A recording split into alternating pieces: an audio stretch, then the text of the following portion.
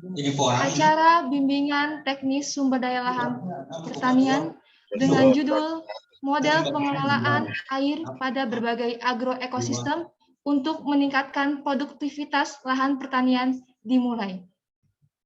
Yang terhormat Kepala Balai Besar Litbang Sumber Daya Lahan Pertanian, yang kami hormati narasumber Insinyur Hendri Sosiawan Cesa, Moderator Angri Hervani SPMEC, Koordinator Substansi Kerjasama dan Pendayagunaan Hasil Penelitian, serta Bapak dan Ibu yang berkesempatan hadir pada acara ini.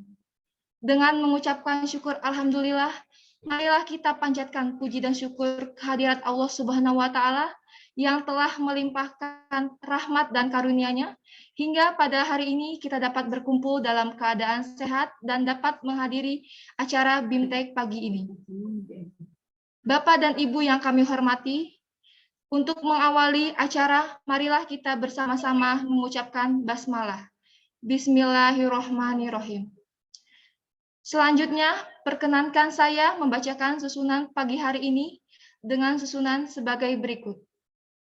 Pengantar dari Kepala Balai Besar Litbang Sumber Daya Lahan Pertanian, pembacaan riwayat narasumber, pemaparan materi, diskusi, dan penutupan foto bersama. Acara selanjutnya yaitu pengantar dari Kepala Balai Besar Litbang Sumber Daya Lahan Pertanian yang akan disampaikan oleh Subkoordinator Pendayagunaan Hasil Penelitian oleh Bapak Dr. Andes Widya Adi. Kepada Bapak Dr. Andes Widya Adi, disilakan.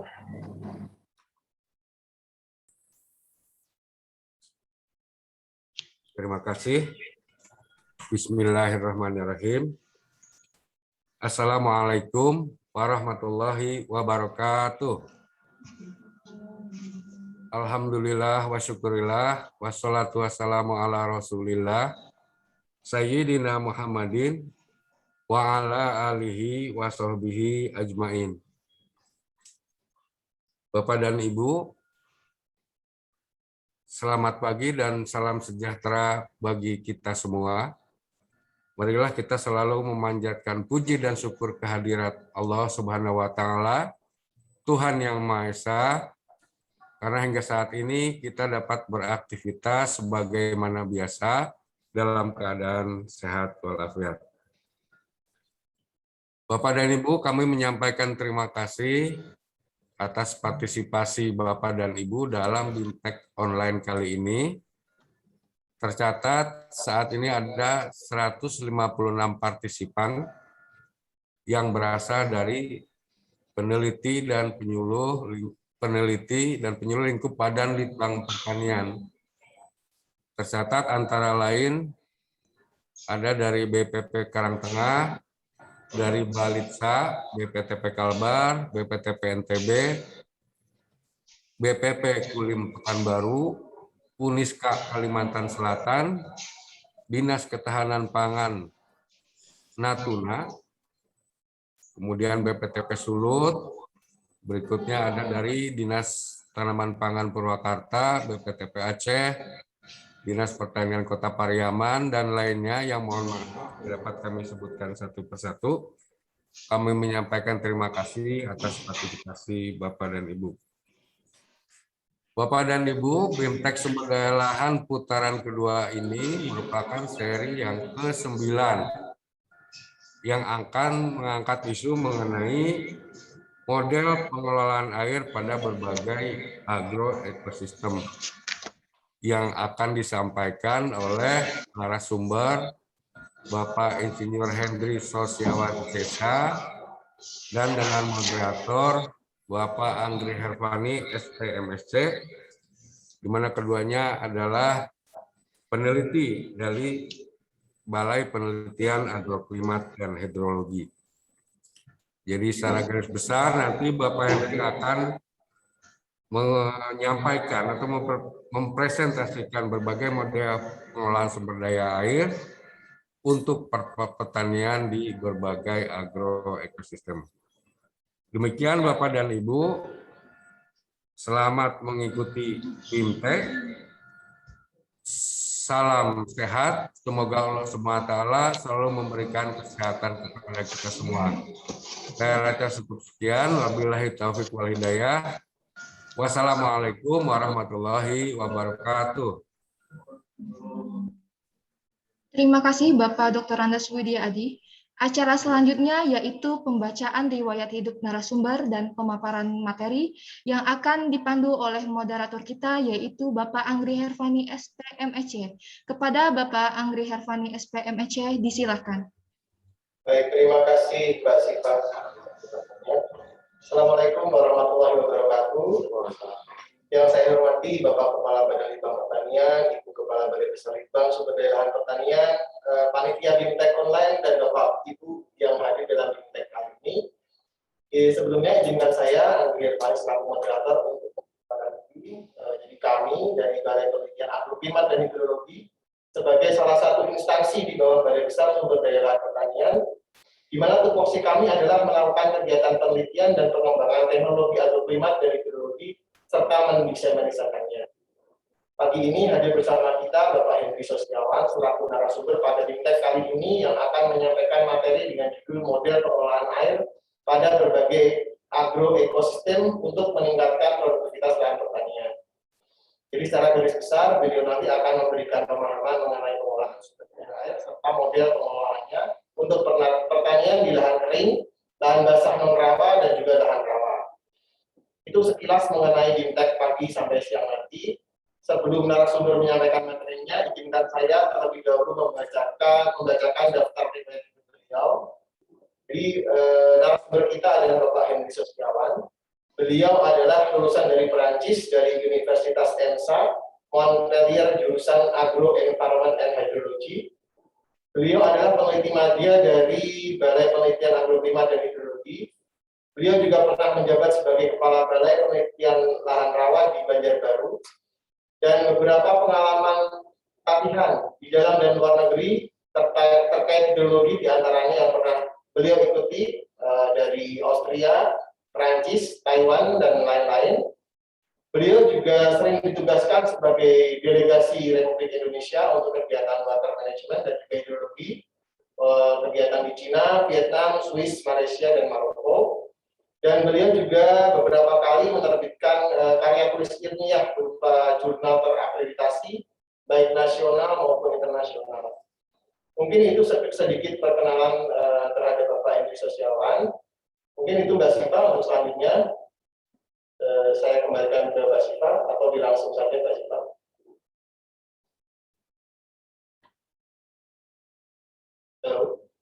Langsung saja mungkin ya. Terus selanjutnya saya persilakan Pak Henry untuk menyampaikan rangkaiannya. Untuk Bapak Ibu peserta, jika nanti ada pertanyaan atau bahan diskusi, silakan di-chat di link yang disediakan dalam link absen maupun chat di dalam platform Zoom ini. Nanti akan coba saya summarize. Kemudian nanti juga ada kesempatan Bapak Ibu jika ingin bertanya dengan cara raise hand dalam sesi tanya jawab nanti. Demikian silakan Pak Henry untuk selanjutnya menyampaikan materi. Terima kasih. Baik, terima kasih Bapak Moderator. Bapak Ibu sekalian, Assalamualaikum warahmatullahi wabarakatuh. Selamat pagi, salam sejahtera untuk semua. Alhamdulillahirobbilalamin. Mudah-mudahan semua peserta BIMTEK selalu dalam keadaan walafiat, tidak kekurangan suatu apapun. Jadi terima kasih banyak Pak Moderator. Jadi pada pagi ini seperti yang disampaikan tadi oleh Bapak Moderator, saya ingin menyampaikan BIMTEK terkait dengan model pengelolaan air pada berbagai ekosistem untuk meningkatkan produktivitas lahan. Ini isi paparan yang ingin saya sampaikan pada kesempatan kali ini. Jadi ada pendahuluan yang terkait luas sebaran lahan di desa itu seperti apa, sistemnya. Terus nanti ada juga sumber daya, terus model pengelolaan air untuk pertanian, bilang kering, bilang basah, dan lain-lain. Terus yang terakhir aspek yang tidak kalah pentingnya mensosialisasikan model budaya itu dengan partisipasi dari masyarakat atau pengguna air karya. Bapak Ibu sekalian, jadi kalau kita lihat bahwa alhamdulillah kita itu diberi anugerah oleh Allah Subhanahu wa taala bahwa total luas dataran Indonesia itu sangat luas, mencapai 191 juta hektar. Terdiri dari lahan kering itu yang paling luas 76% atau sekitar 144,5 juta hektar. Lahan rawa itu pada data ini masih 34,9 hektar. Lahan basah non rawa, jadi lahan rawa itu juga lahan basah tapi itu berupa rawa. Lahan basah non rawa itu ada 8,4 juta hektar dan lainnya sekitar 3 juta hektar. Jadi dari semua lahan yang ada di Indonesia ini tentu saja harus kita bisa manfaatkan sebaik-baiknya untuk meningkatkan cara hidup kita semua dengan mengusahakan di bidang pertanian. Dan di sini kami bahas tentang kenapa pengolahan air itu sangat penting untuk meningkatkan produksi pertanian di berbagai aktivitas sendiri. Karena seperti kita ketahui bahwa seperti lahan kering 144 juta hektar itu 33%-nya itu berpotensi untuk pengembangan lahan pertanian atau sekitar 63,4 juta hektar. Lahan rawa juga dari sekitar 34 juta hektar itu sekitar 19,2 juta hektar itu berpotensi. Nah ini yang dimaksud berpotensi itu artinya bisa dimanfaatkan kalau kondisinya bisa ada baik dari segi infrastruktur lahan dan airnya maupun teknologi budidayanya. Terus lahan basah non rawa seperti lahan sawah irigasi dan juga cukup luas.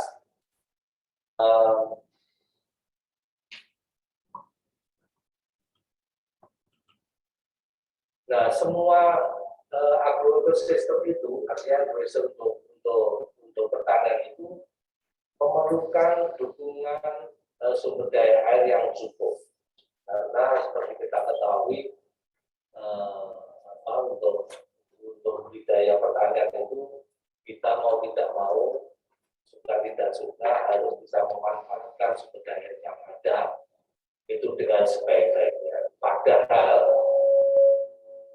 sumber daya air untuk pertanian itu dukungannya sangat besar untuk meningkatkan produksi.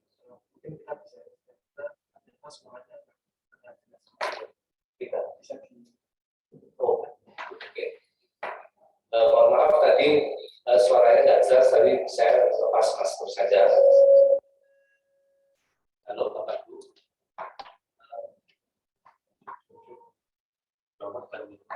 Jadi mudah-mudahan sekarang suaranya sudah jelas. Jadi saya ulangi lagi bahwa semua agroekosistem itu, terutama untuk meningkatkan kualitas lahan pertanian itu memerlukan dukungan sumber daya air yang cukup dan optimal sehingga produktivitas lahannya bisa ditingkatkan. Padahal kalau kita lihat bahwa sumber daya untuk pertanian itu juga ternyata mempunyai beberapa permasalahan yang cukup besar dan cukup rumit di Indonesia, seperti kita itu dari tahun ke tahun selalu dihadapkan adanya banjir. Jadi kalau musim hujan banjir di mana-mana, tapi begitu musim kemarau juga keringnya juga di mana-mana. Sekarang tidak hanya kering di Indonesia, tapi kekeringan itu juga sudah melanda di daerah-daerah Sumatera yang notabene pada musim kemarau, terutama Kota Banda, curah hujan juga cukup besar. Nah, selain itu juga ada kompetisi pengguna air. Jadi air itu tidak hanya digunakan untuk pertanian.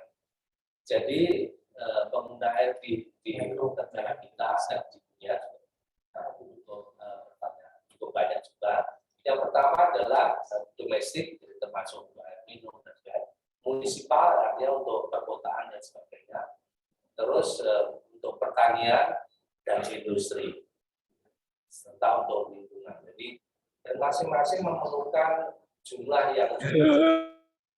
yang harusnya diatur sedemikian rupa sehingga bisa berfungsional. Tetapi namanya manusia, jadi kita masing-masing pasti ingin punya air yang lebih banyak, lebih cukup bagi semua. Terus aspek yang ketiga, ternyata di negara kita itu penggunaan air masih tidak efisien. Artinya tidak ada di pertanian, tetapi kalau kita ada di domestik, di kehidupan sehari-hari, kita cuci mobil juga pakai air yang sudah banyak, terus ada umpama, ada keran dan sebagainya. Jadi penggunaan air yang tidak efisien itu tidak hanya di pertanian, tapi juga di kehidupan kita sehari-hari. Dan semua ini juga pada ujungnya mengancam ketersediaan air yang cukup untuk kita semua dan untuk makhluk hidup.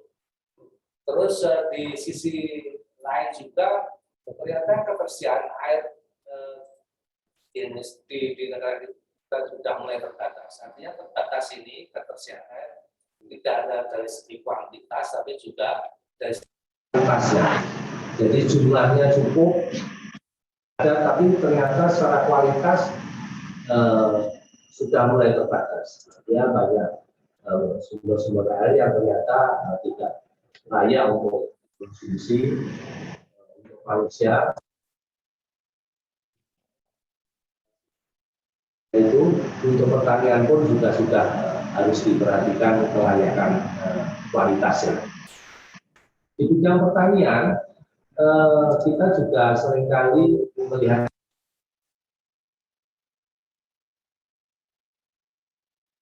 bangun oleh pemerintah sejak zaman dulu, ini ada Belanda dan sebagainya, dan pada tahun-tahun awal kemerdekaan sampai sekarang itu juga memerlukan pemeliharaan yang sangat besar, sehingga banyak kita jumpai di lapangan jaringan irigasi sudah banyak yang rusak.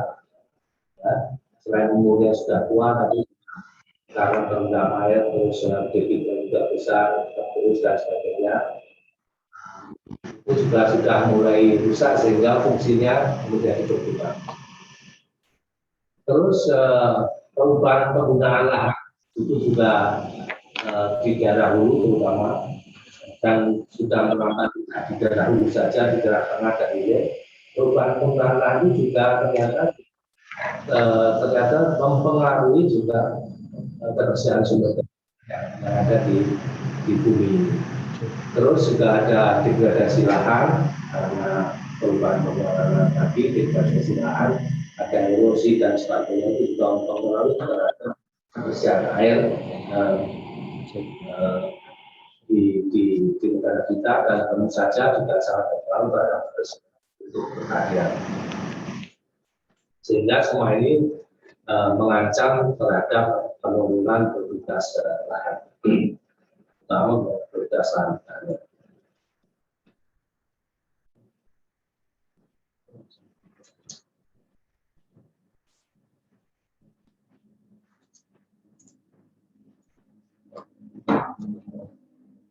Maaf, ada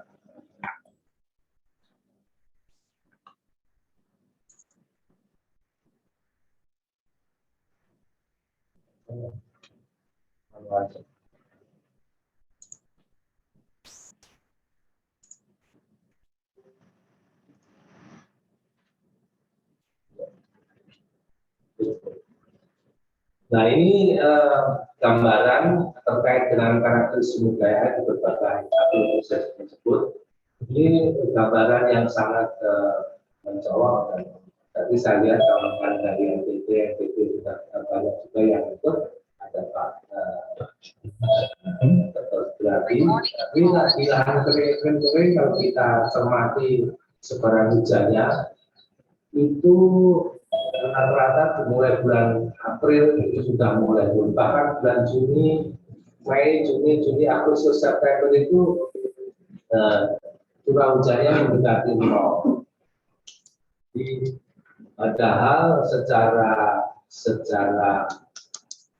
potensial, secara maksud saya kondisi sumber daya tanahnya untuk itu lebih subur dibandingkan daerah lain yang punya curah hujan tinggi. Tapi dengan kondisi curah hujan yang sangat terbatas, terutama di musim kemarau, jadi petani sangat sulit untuk menanam pertanian di musim kemarau, sehingga banyak sekali lahan-lahan yang hanya bisa ditanami sekali dalam 1 tahun. Dan dari segi sumber daya air, artinya karena sumber daya curah hujannya itu sangat terbatas, itu air permukaan juga sangat sedikit. Itu foto di atas itu ada di daerah Bima. Itu kita melakukan survei, ternyata memang sumber daya air permukaannya sangat terbatas. Sungai-sungai juga di musim kemarau itu setelah hujan berhenti 2 bulan itu airnya sangat sedikit. Mata air juga sangat sedikit. Jadi kondisi seperti ini yang harus kita kelola sebaik mungkin, bagaimana mengoptimalkan potensi sumber daya air.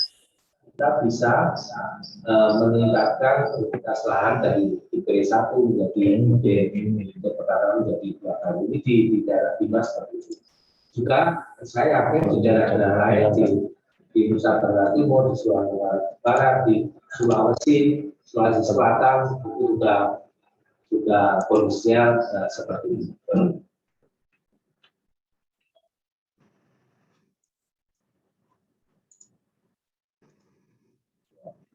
Nah, ini kondisi terapi sumber daya air di lahan basah. Sama curah hujannya cukup melimpah, jadi walaupun bulan Mei, Juni masih ada hujan, jadi bulan Agustus, September itu masih ada hujan, walaupun jumlahnya kurang dari 50 mili per bulannya, tetapi ini masih cukup untuk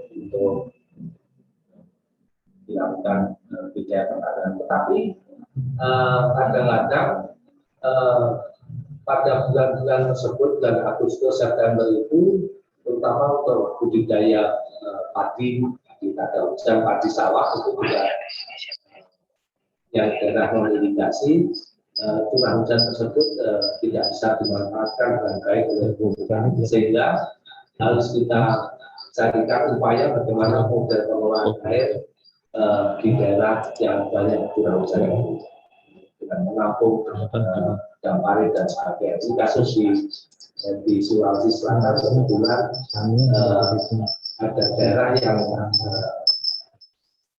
walaupun Sulawesi Selatan tapi masih curah hujannya masih cukup, tetapi pertaniannya itu sangat jauh dari sumber air, sehingga perlu dibuatkan dampare atau bangunan pemanen air yang lain.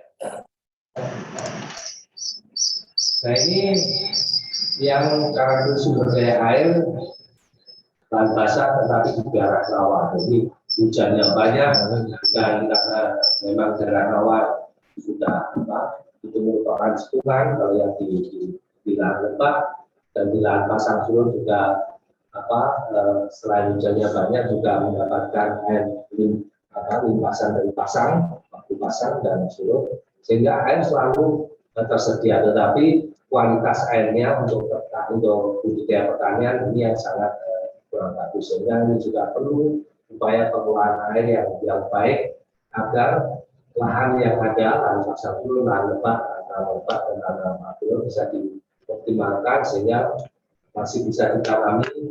Ada beberapa yang awalnya P1, tetapi sudah banyak yang dilakukan oleh Badan Litbang untuk mengoptimalkan lahan rawa ini menjadi 2 kali dalam tahun. Terus Mas, jadi ini yang dimaksud pengelolaan sumber daya air terpadu, yaitu proses pengelolaan sumber daya air yang memadukan antara sumber daya air dengan sumber daya lainnya, antar sektor dan penggunanya banyak yang tadi berkompetisi itu, bagaimana memadukan dengan sumber daya yang ada, antar sektor, antar wilayah, dan harus berkelanjutan tanpa harus mengorbankan lingkungan dan disesuaikan dengan pendekatan yang partisipatif.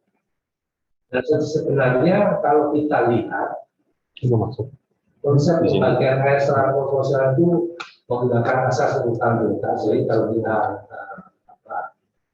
banyak beragama Islam, Muslim pasti sudah tahu bahwa dalam Islam itu penggunaan air itu urutan prioritas adalah yang pertama hak untuk memuaskan kejahatan. Jadi hak al-safa. Jadi sebenarnya yang utama dari air yang tersedia di muka bumi ini adalah untuk memuaskan kejahatan.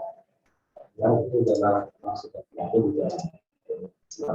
Yang kedua, untuk domestik termasuk dalam untuk binatang. Jadi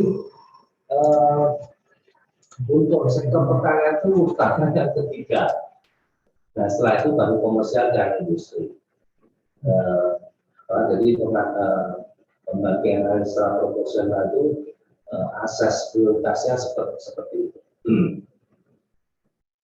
Namun demikian kita juga harus memahami bahwa upaya pengelolaan di bidang air di bidang pertanian sangat penting karena itu juga merupakan ujung-ujung hajat hidup bagi masyarakat Indonesia dan masyarakat dunia.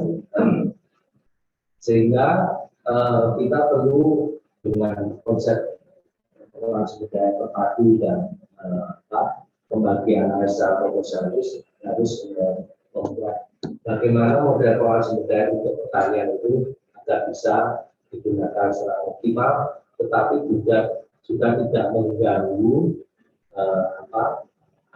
kebutuhan air untuk yang kedua dan kesatu tadi, serta bisa diupayakan secara berkelanjutan. Nah ini kalau kita bicara tentang model pengelolaan sumber daya untuk pertanian, sebenarnya kita harus memahami bagaimana mencari sumber daya air, bagaimana mengidentifikasinya. Itu ada yang namanya eksplorasi, jadi mencari air,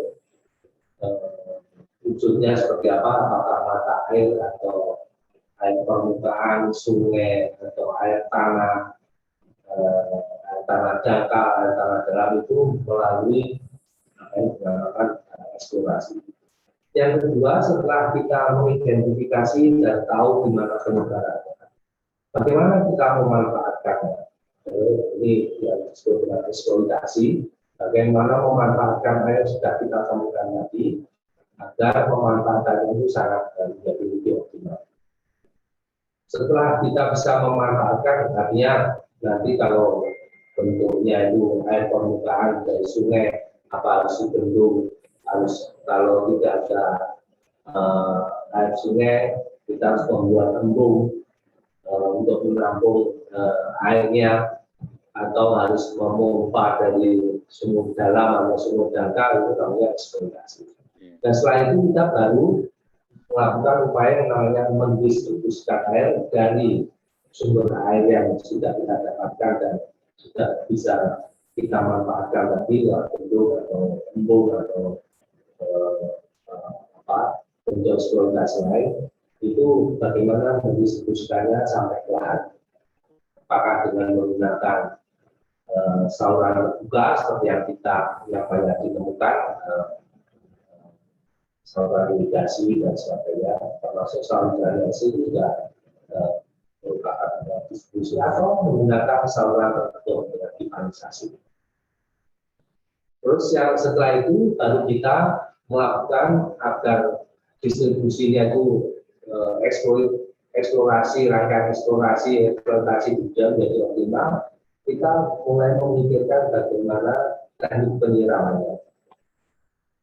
Apakah di gelondong begitu saja atau di lep seperti irigasi pada lahan sawah, kalau hanya banyak, tapi ternyata juga itu ujung-ujungnya nanti yang di daerah yang jauh dari saluran primer sumber itu jadi tidak ya.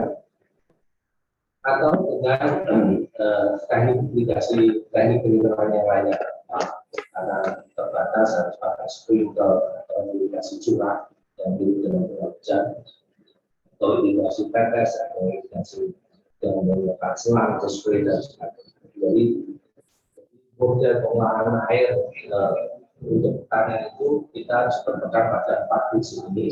Jadi nanti ada eksplorasi, mencari air, mengeksploitasi, memanfaatkan air, mendistribusikan yang biar air itu menjadi subdekat dengan lahan dan bagaimana teknik penyiraman. Ini yang tadi eksplorasi dari eksplorasi. Dari eksplorasi itu upaya pencarian dan identifikasi sumber daya air sudah saya bicarakan. Eksploitasi juga bagaimana mengambilnya, memanfaatkan kebutuhan irigasi, teknik eksploitasinya ditentukan oleh jenis dan karakteristik sumber air itu sendiri. Maka pakai pompa atau bisa dialirkan secara gravitasi, lahan dan sebagainya itu merupakan upaya eksploitasi. Terus desain eksploitasi sumber air permukaan itu meliputi kalau kita bisa membuat bendung berarti harus ada dibuat bendungannya dan parit, tapi juga apakah bisa disadap dari sungai untuk digunakan lahan atau harus dibuatkan bak penampungan, karena ini biasanya juga pada daerah-daerah yang sumber daya permukaannya ada, tetapi kalau tanpa bak penampungan ini menjadi tidak efektif karena air tersebar kemana-mana. Nah, kalau yang terkait dengan eksploitasi air tanah, berarti selain bak penampungan juga harus ada rumah pompa, terus jenis dan spesifikasi pompa dan sebagainya itu harus dipertimbangkan. Terus ini tadi distribusi air dan teknik penyiramannya. Jadi yang dimaksud distribusi air tadi sudah saya sampaikan, bagaimana mendekatkan air dari sumber air itu ke lahan, ke blok, menuju blok tanaman, dari sumber menuju blok tanaman. Kalau kawan-kawan di NTT bilang air sudah dekat, artinya air sudah dekat di lahan, jadi tinggal memanfaatkan, tidak harus mencari di dekat sungai dan sebagainya. Itu adalah upaya mendistribusikan air dari sumber air ke blok tanaman. Tadi sudah saya sampaikan distribusi airnya bisa saluran terbuka. Kita lihat ada saluran irigasi terbuka, saluran drainase, dan juga saluran tertutup yang menggunakan pipanisasi. Ini juga ada kenapa harus tertutup. Ini biasanya terkait dengan keterbatasan sumber daya air. Kalau terbuka biasanya kalau airnya cuma sedikit, terus kita membuat saluran terbuka, air itu selain menguap tapi juga rembes kemana-mana. Tapi kalau dengan pipanisasi biasanya lebih efektif. Terus tadi terkait dengan teknik penyiraman, jadi upaya mendistribusikan air dari outlet blok tanaman menuju substrat. Jadi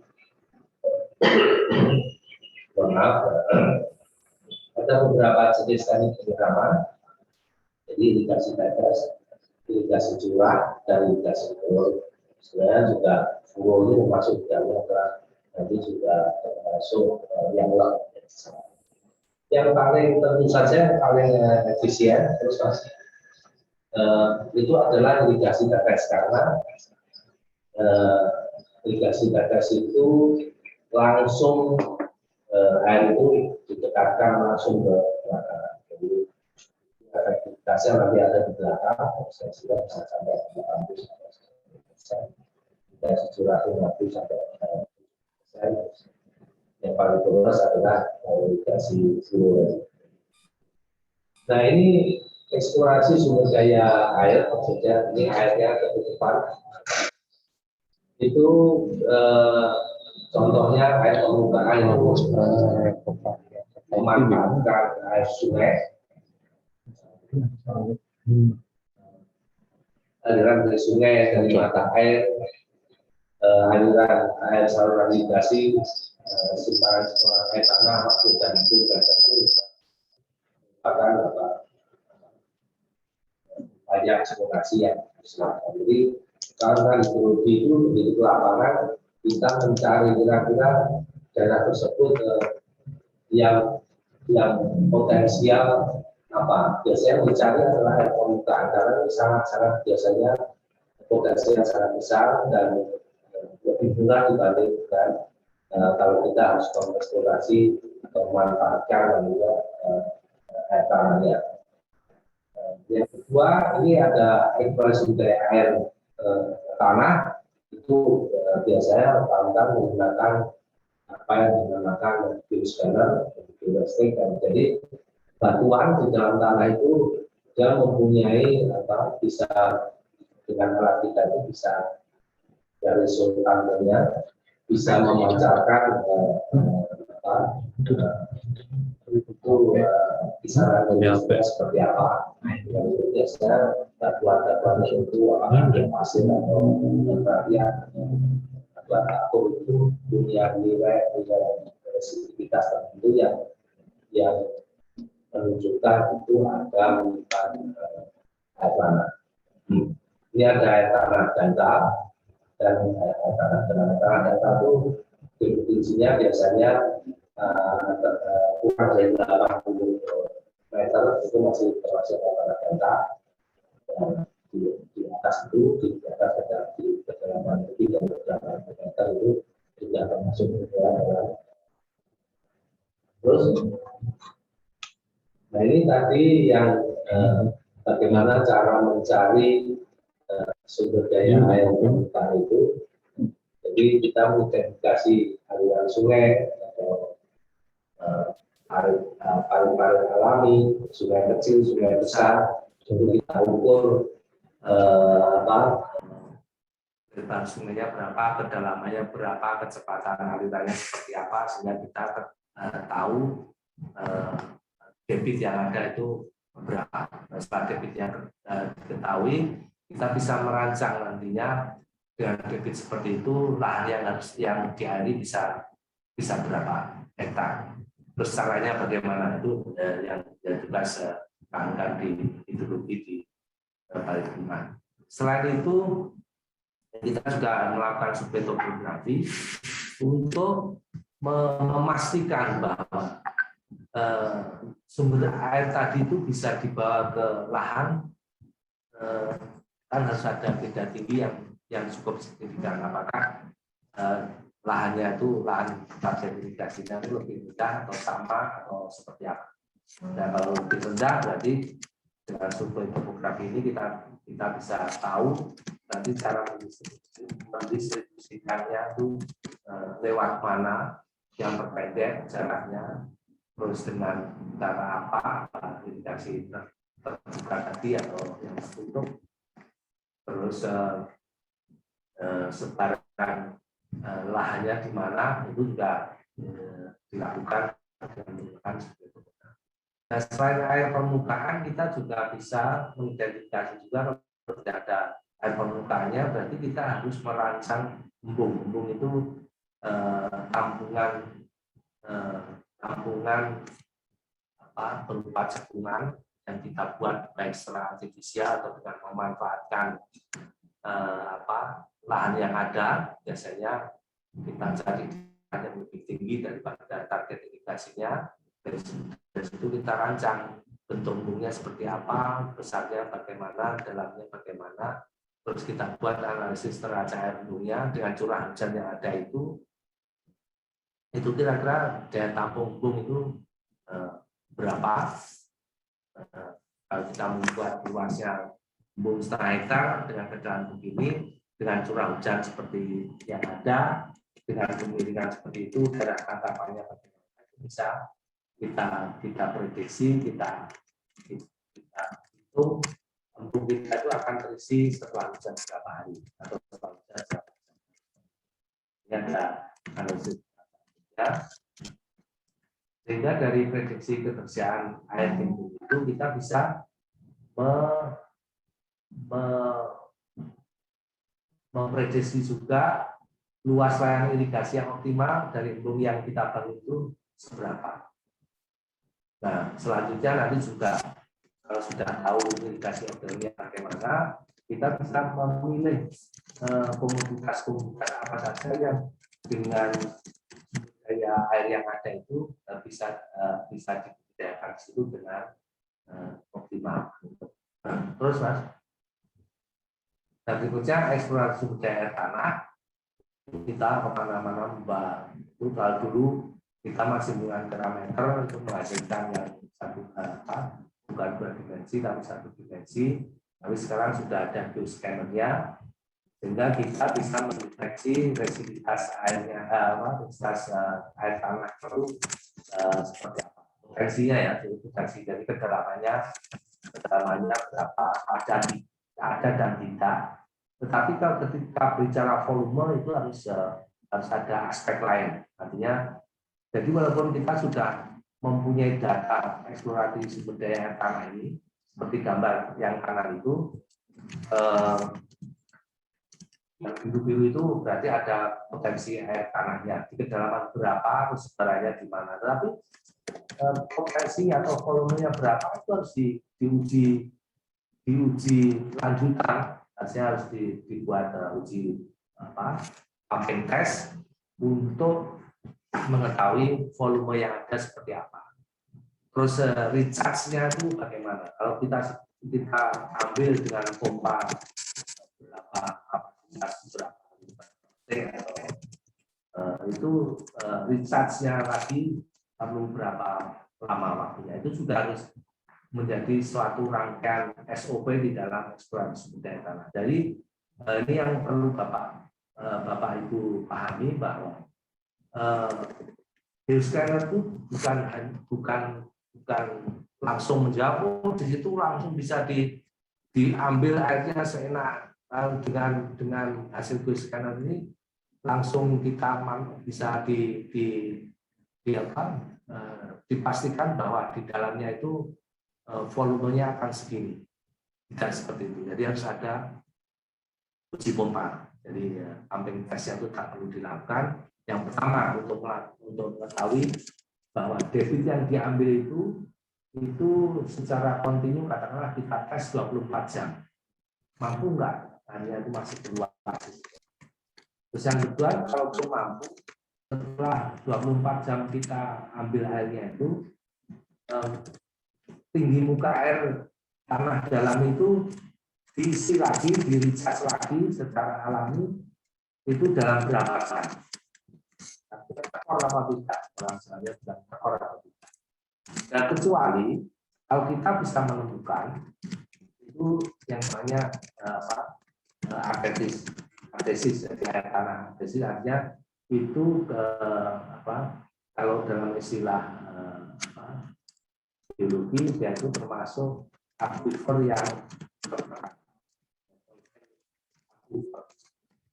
Kami juga pernah melakukan beberapa kali eksplorasi sumber daya tanah waktu di Klaten dan sebagainya dan di daerah lain itu juga menemukan beberapa aquifer tertekan. Artinya begini, ternyata di dalam tanah itu, di dalam tanah dalam itu juga ada aquifer tertekan. Ketika deteksi itu ada aquifer tertekan, sehingga itu begitu kita bor, itu kita tidak perlu melakukan penggunaan pompa lagi, air itu keluar begitu saja. Tapi umumnya untuk abu tertekan ini adanya di daerah-daerah vulkan, ya, vulkan vulkan tua atau vulkan muda, makanya banyak yang ditemukan di Klaten itu, seperti Aqua itu mereka membuat sumur dalam di daerah Klaten itu dia membuat ngebor dua buah sumur. Kedalaman sumurnya itu, kedalaman bornya itu 120 meter, masing-masing 120 meter, dengan diameter diameter bornya itu 6 inch.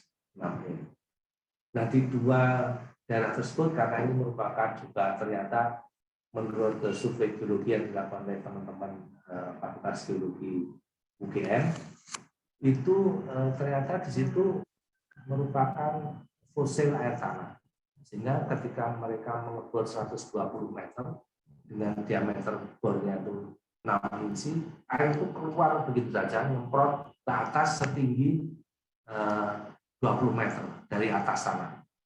Jadi besar sekali airnya. Dan debit yang keluar itu 64,2 liter per detik. Jadi Bapak Ibu bisa bayangkan dari dua mata air itu yang aquifer itu keluar, yang satu 64,2, yang satu lagi dengan jarak sumur yang pertama dan sumur kedua itu jaraknya 125 meter, itu yang kedua adalah 40 sekian meter, 40 liter per detik. Nah, setelah diukur ini jadi panjang lebar, ternyata dari dua sumur itu walaupun jaraknya hanya 125 meter, sumur pertama yang 64 itu kualitasnya lebih baik. Artinya partikel apungnya dan itu lebih bersih sehingga langsung bisa tidak memerlukan proses penyaringan dan sebagainya. Tapi kalau yang di 125 meter jaraknya yang tadi, yang sumur kedua yang debitnya 40 sekian liter per detik itu, ada partikel partikel yang mengambang di dalam air sumur itu, dan secara walaupun jernih tapi kalau dilihat lebih detail lagi ternyata ada partikel itu yang menurut pengelolanya tidak layak untuk layak tapi memerlukan proses yang lebih besar, upaya yang lebih banyak dibandingkan sumur yang. Jadi dan setelah ditelusuri ternyata di situ memang merupakan cekungan fosil air tanah, dan katanya dari survei isotop dan sebagainya itu ada konektivitas sehingga seperti waduk di dalam bumi yang kalau diambil seperti itu, jadi kalau totalnya 100 liter per detik, diambil 200 tahun saja, keluar 200 tahun saja, tidak akan habis. Dan memang benar kalau kita lihat di Klaten itu pada waktu zaman kemerdekaan dulu itu ada 200 sekian mata air, tapi sekarang tinggal 56 mata air yang masih keluar airnya. Jadi ada Cokro Tunggung, ada Cokro apalagi misalnya. Kemudian waktu itu kawan-kawan geologi banyak meneliti secara dengan menggunakan penelitian sirat dan universitas lainnya. Terus, nah ini eksplorasi sumber daya lahan rawa. Jadi kalau tadi di lahan kering dan lahan basah atau rawa itu airnya sangat terbatas, tetapi kalau di rawa itu airnya berlimpah. Selain dari hujan, itu juga sifat lahan rawa sendiri, karena daerah yang lebih rendah dari daerah sekitarnya, dia menampung air sehingga airnya sangat berlimpah. Ini juga perlu setelah kita eksplorasi, kita identifikasi, harus perlu dikelola sehingga bisa dimanfaatkan airnya, walaupun kualitas airnya tidak sebaik dengan air yang ada di Antrim dan di dasar rawa. Tetapi kalau kita bisa mengelola dengan baik, ini juga bisa dimanfaatkan untuk meningkatkan produktivitas lahan pertanian. Jadi kalau eksplorasi sumber daya bahan rawa, kita juga memotret data seperti itu, terus perjalanan seperti apa, apakah ini termasuk lahan pasang surut yang selalu dipengaruhi oleh pasang yang surut, atau air lahan rebah yang artinya hanya menampung dari hujan dan dari sungai sekitarnya karena memang dia ada cekungan, atau termasuk air laut. Sehingga konsep berikutnya bagaimana membuat dan memanfaatkan air lahan rawa yang ada itu sehingga bisa dimanfaatkan. Nah, ini terkait dengan setelah eksplorasi distribusi sumber dayanya. Jadi tadi sudah sampaikan ini upaya mendekatkan air dari sumber menuju target irigasi, ada terbuka dan tertutup. Tadi sudah saya sampaikan. Jadi kita buat desainnya ujung aja seperti apa, kita cari yang dekat menuju lahan bagaimana, lewat mana saja. Ini juga harus dipertimbangkan di dalam eksploitasi dan memanfaatkan air untuk petani. Terus, nah ini saluran terbuka, ini syarat-syaratnya ini cocok diaplikasikan pada lahan datar. Jadi, ya yang dimaksud datar tidak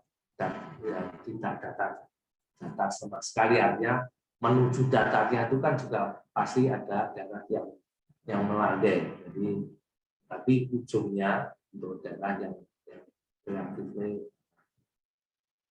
Terus yang kedua adalah kapasitas pengolahan besar dan tidak terjadi perusahaan dari titik masuk menjadi titik keluar daerahnya seperti itu.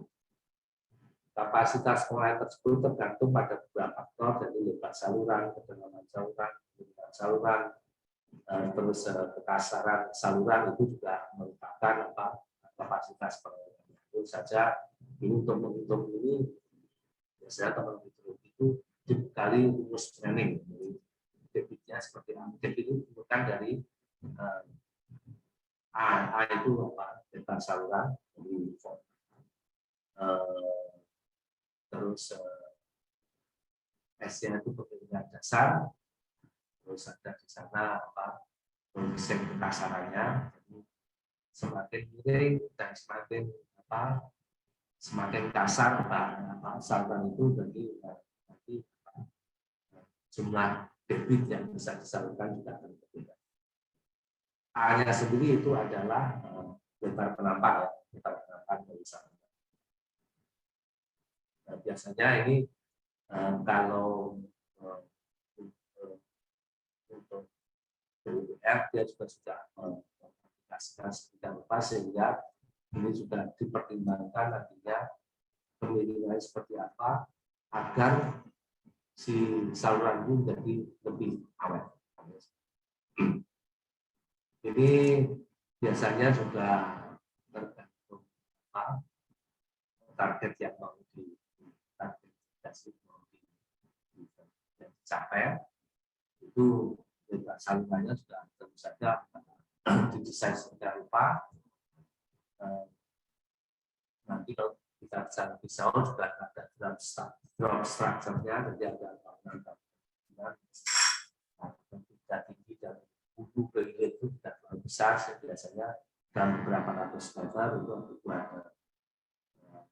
terjun untuk menjaga agar saluran itu menjadi terus saluran tertutup ini kita biasanya menggunakan pipa ya, dan sekarang sudah banyak. Dulu awal-awal karena DPE itu high density polyethylene mahal, pipa yang hitam yang biasa digunakan untuk PTA itu mahal. Kita pernah menginstalasi pakai pipa PVC dengan diameter yang cukup besar, ada 6 in dan 8 in di daerah perbukitan di Cemrana. Cemrana itu di daerah Sulawesi Selatan. Itu sulitnya bukan main, tetapi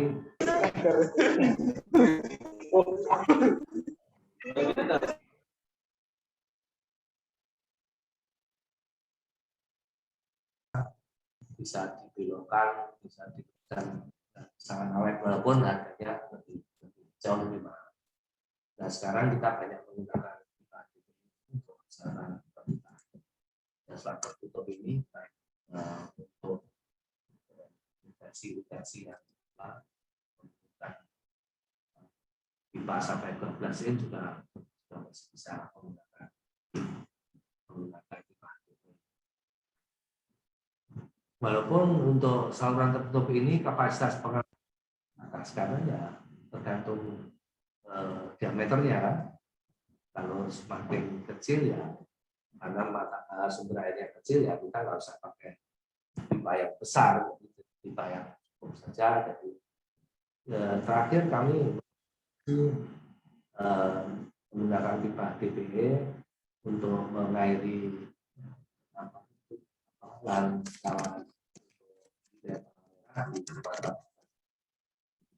menggunakan DPE yang lain sampai 1 in lahan. Kalau dihitung sambung-sambung bisa di sana ada mata air yang di Gunung Singgalang itu bisa kita manfaatkan, kita alirkan dengan saluran tertutup ini dengan pipa DPE sehingga dengan menggunakan dimensi gravitasi. Nah, kawan-kawan untuk memprediksi berapa jumlah air yang bisa dialirkan saluran tertutup tersebut, biasanya dibekali dengan persamaan Dasrillion, sehingga di sana kita bisa memperkirakan dengan pipa seperti ini besarnya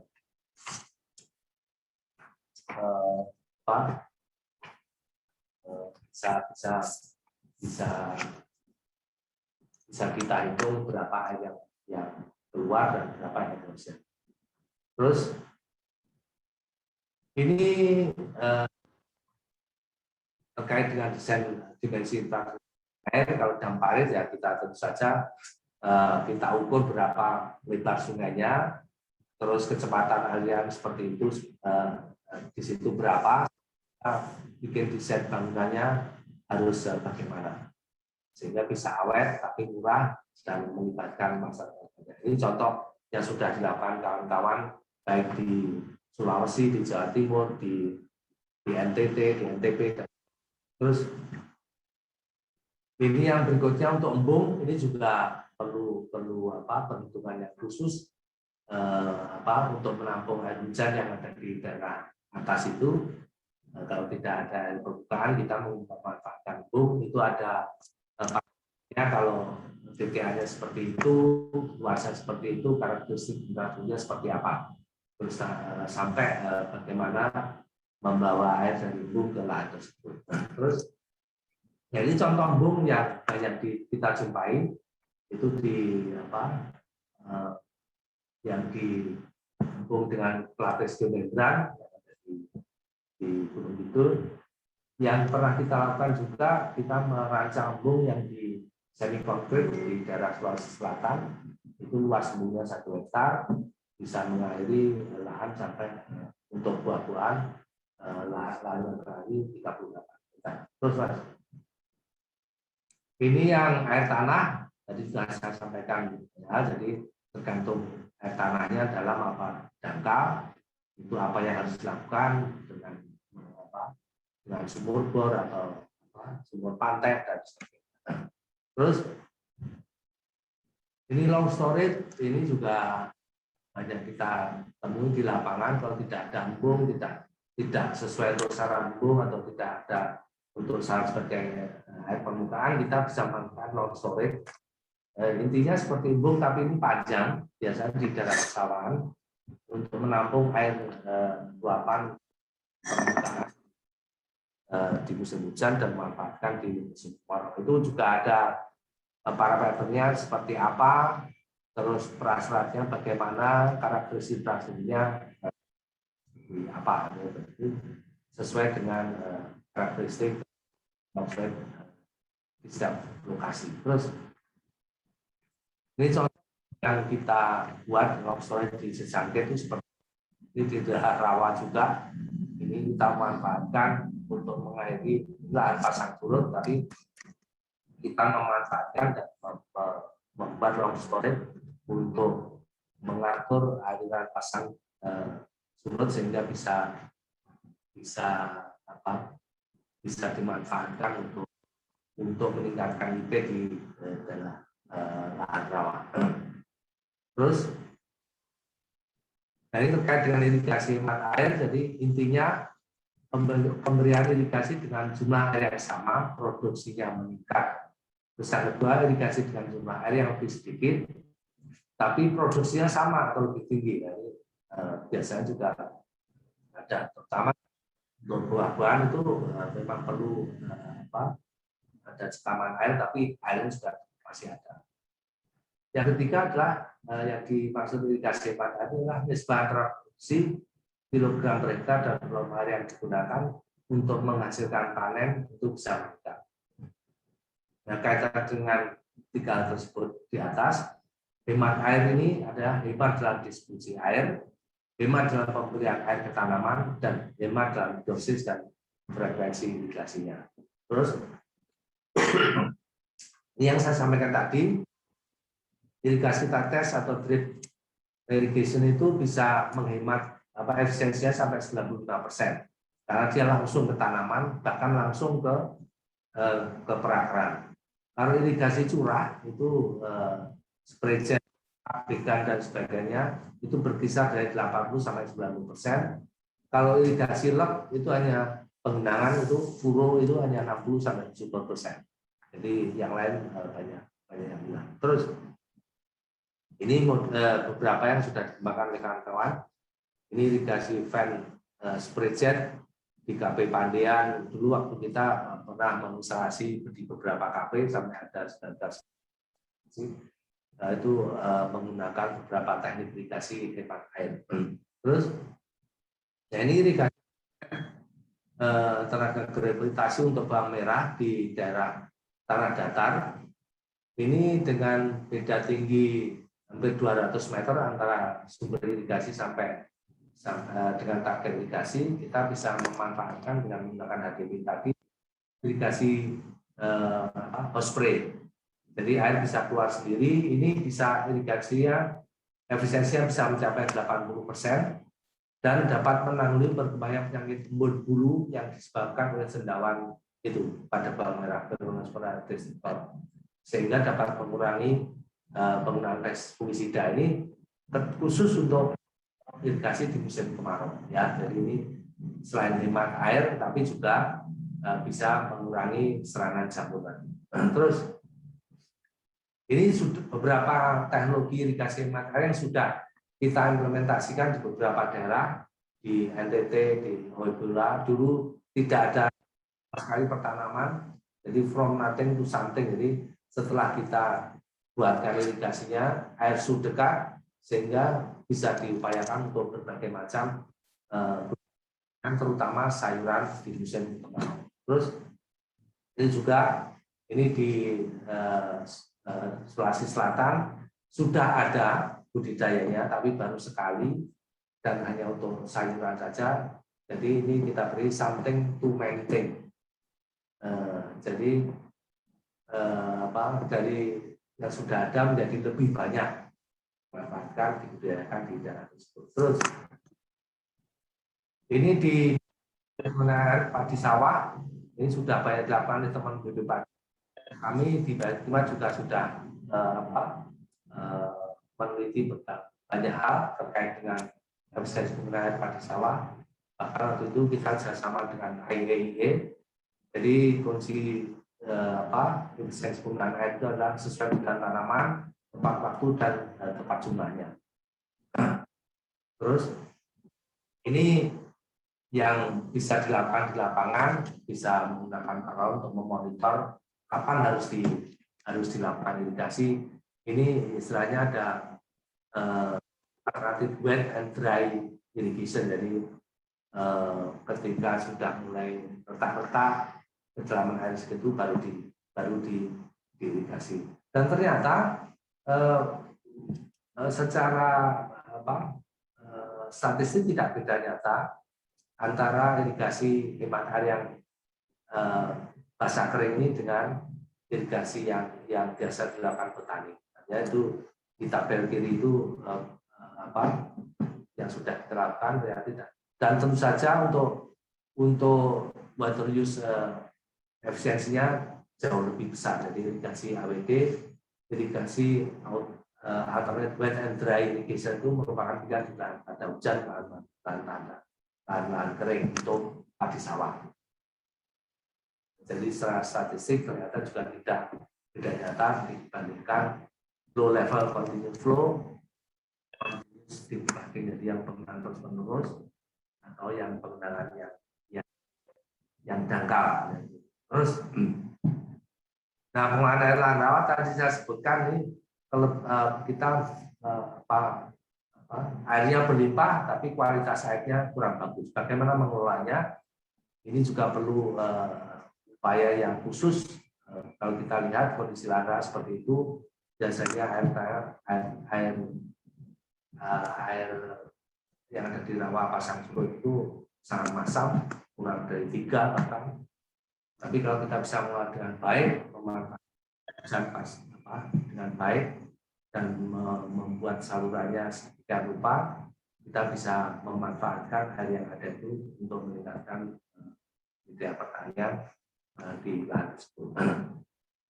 Terus ini pengolahan air di lahan rawa itu menyediakan irigasi, membuang kelebihan air, mencegah oksidasi pirit, melakukan dan membuang zat asam dan unsur beracun, mengendalikan gulma, hama dan penyakit. Jadi perlu upaya adalah infrastruktur pendukung saluran yang bersih dan dibutuhkan untuk mengendalikan aliran airnya.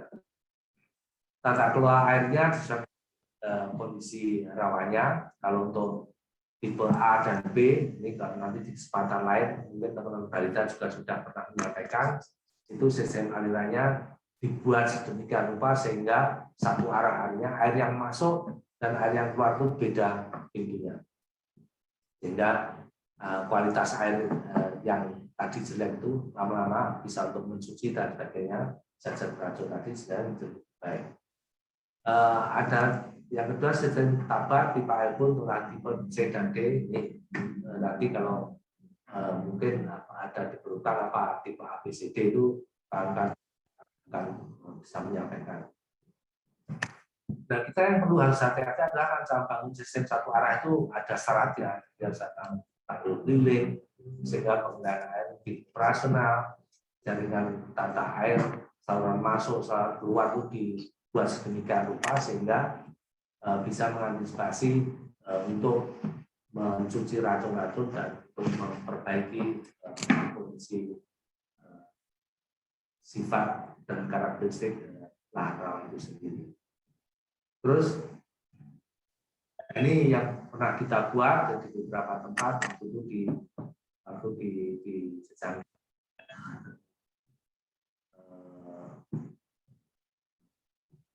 Hari Pangan Sedunia, kita membuat desain seperti itu, di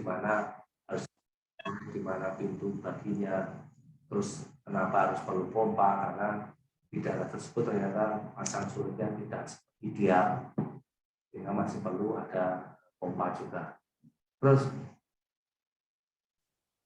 kelola air di lahan rawa itu harus paling tidak harus ada seperti itu. Jadi dibuat saluran primernya di mana, saluran sekundernya di mana, tersiernya di mana, kuarternya di mana, dan ini intinya adalah karena dipasang surut bisa membuat agar aliran itu satu arah, jadi yang masuk dan tidak kembali ke lahan, sehingga harapannya kalau ini bisa diterapkan bisa memperbaiki kondisi lahan pasang surut tersebut. Terus sudah biasanya kalau di pasang surut kita harus membuat model tata air mikronya seperti apa. Untuk konsep 25 sampai 100 kita itu harus dibuat seperti itu, tanggul drilling-nya seperti apa, salurannya drilling lebarnya bagaimana, tanggul sawah sampai kuarter dan saluran cacing itu dibuat seperti itu. Jadi ada tanggul drilling, saluran cacing, perlu harus ada pipa paralon untuk mengatur buka air di lahan dan salurannya. Terus ini Lebak karena kalau sudah air masuk di situ tidak bisa keluar sendiri, jadi harus dilengkapi selain tanggul terus ada mesin pompa. Ini rekan Barita sudah banyak menjelaskan pada BIMTEK sebelumnya, belum nanti bisa semata lain. Terus ini penataan lahan di lahan Lebak, jadi kalau Lebak dangkal itu biasanya kedatangannya kurang dari 40, itu Lebak tengah 50 sampai 200, Lebak dalam lebih dari 200. Kedatangannya sepanjang tahun seperti itu. Jadi upaya yang dilakukan tadi itu selain tahun ada pompa yang diaktifkan. Terus pengelolaan air pada lahan gambut intinya ini menjaga air pada lahan yang diusahakan untuk budidaya pertanian itu tidak lebih dalam dari, ada yang bilang harus 40 cm, tapi yang operasional itu 80 cm, terus ada yang mengambil tengah-tengahnya 60 cm. Tapi intinya agar lahan air tanah, muka air tanah di lahan gambut yang dibudidayakan itu tidak melebihi itu. Ini sangat tidak mudah, tetapi bisa dilakukan, yaitu dengan membuat pintu-pintu air itu, tabat-tabat seperti itu sudah pernah dilakukan di beberapa tempat. Terus, nah karena biasanya itu begitu dibuka, biasanya dibuat saluran primer atau saluran sekunder atau main kanal atau apapun, itu awalnya memang beda tinggi antara 1 kilo itu hanya 16 cm, tapi lama-lama karena ingin mendrain itu bisa dalam 1 kilo itu beda tinggi dasar salurannya itu menjadi lebih 1 meter, sehingga kalau tidak dilengkapi pintu-pintu air atau tabat-tabat itu mengatur tinggi muka air lahan menjadi 60 cm itu hampir mustahil kalau tidak ada pintu-pintu tadi. Terus nah ini itu tadi, jadi ada main kanal, ada saluran kolektor, ada saluran itu biasanya dilakukan pekebun di lahan gambut untuk lahan sawit biasanya dibuat begitu. Ada yang 21 salurannya, artinya setiap 2 pohon ada 1 saluran, tapi ada yang 41 seperti itu, tapi ada yang maksimum 61. Ya, model pintunya macam-macam, ada yang pakai pipa paralon, ada yang pakai tabat sederhana seperti itu. Tapi intinya adalah untuk menjaga ketinggian muka air di lahan gambut itu tidak lebih dari 60 cm. Terus, nah ini beberapa penelitian kita lakukan di Jabiren. Jadi setelah kita pasang pintu itu tinggi muka airnya bisa pada bulan September itu kedalamannya 143, tapi November itu menjadi berkurang sangat signifikan. Terus, ya ini itu topografinya pada September sama November beda banget. Jadi yang kanan itu lebih rapat, artinya dia air tanahnya itu mendekati permukaan. Bagaimana memonitoring di lapangan, kita pasang tisometer, tapi juga kita lengkapi dengan terus Mas. Nah, yang tidak kalah pentingnya bagaimana model itu kita sosialisasikan baik ke masyarakat luas, artinya masyarakat pengguna air baik di lapangan langsung maupun para pengguna air yang menjadi juru bicara atau untuk untuk menyampaikan lagi ke masyarakat agar model-model pengelolaan air itu bisa dilakukan dengan baik di masyarakat, dan sekaligus untuk menjaring partisipasi masyarakat itu. Tanpa sosialisasi, tanpa partisipasi masyarakat, model yang kita terapkan itu tidak akan ada gunanya dan tidak akan bisa dilakukan secara berkelanjutan. Terus ini yang sudah kita lakukan waktu Hulu Merapi, dalam bangun masyarakat juga Hulu Kalikusur dalam melakukan konservasi tanah dan sumber air dengan teknologi konservasi. Jadi upaya-upaya model tersebut harus juga ditunjukkan di lapangan manfaatnya seperti apa, bagaimana agar model tersebut bisa secara terus-menerus bisa dilakukan oleh masyarakat secara mandiri. Terus mungkin itu yang Bapak Ibu sekalian, mohon maaf agak panjang karena memang banyak yang harus disampaikan. Terima kasih Pak Moderator. Waktu saya kembalikan ke Pak Moderator, nanti kalau ada saran, diskusi dan sebagainya.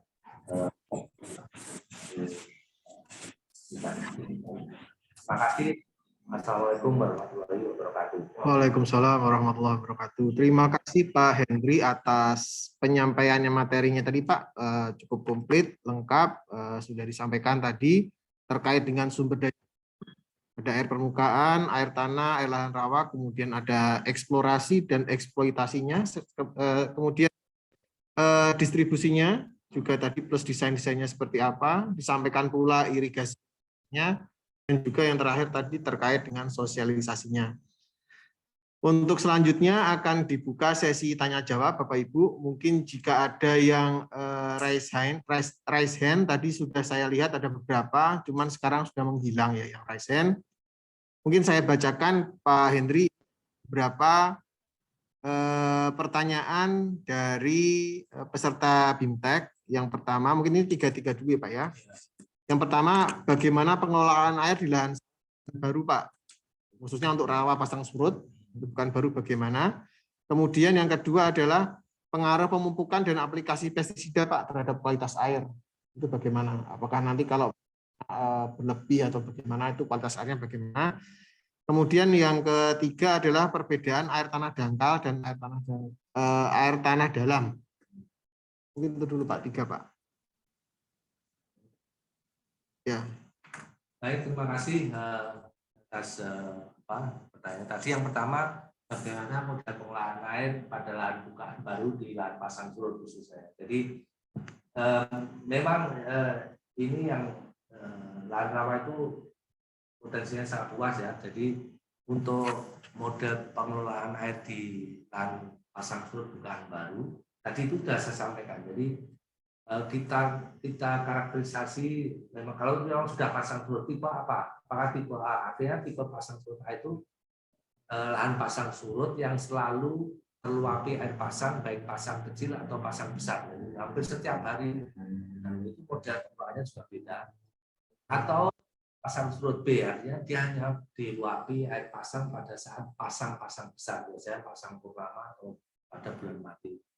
Atau pasang surut tipe C. Tipe C itu jangkauan air pasang, baik pasang kecil, pasang besar, apalagi pasang kecil, tapi air tanahnya masih kurang dari 50 cm. Atau tipe D yang air tanahnya jangkau pasang lebih dari 50 cm. Nah, kalau kita sudah tahu model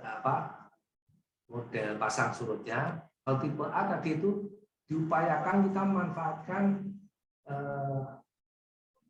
air pasang itu yang masuk itu justru dimanfaatkan. Pasang besar itu bisa menggelontor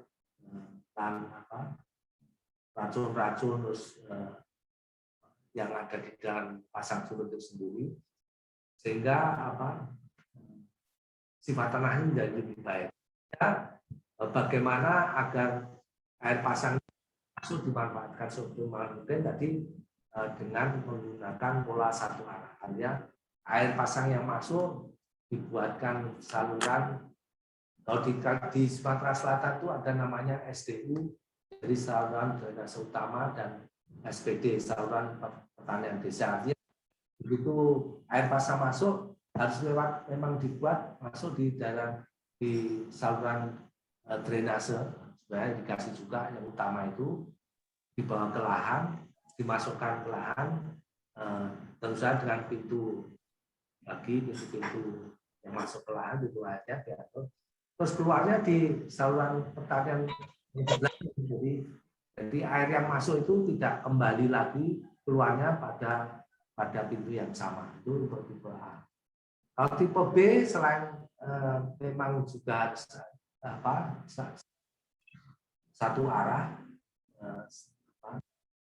saluran satu arah, aliran satu arah, itu biasanya karena hanya diluapi air pasang besar, itu juga perlu dilengkapi tadi itu pintu-pintu tabak. Sekarang sudah banyak teman-teman Balitra itu dengan menggunakan pipa parabolik, ada elbow-nya. Jadi ketika air perlu masuk itu masuk ke lahan, tapi begitu airnya sudah mulai surut dan airnya sudah kualitasnya tidak baik, tabatnya elbow-nya dinaikkan sehingga air di lahan, setelah itu keluar di saluran yang lainnya tetap sama. Jadi sehingga memanfaatkan air pasang, terutama juga air hujan itu sehingga lahannya itu lama-lama bisa tersuci. Ya.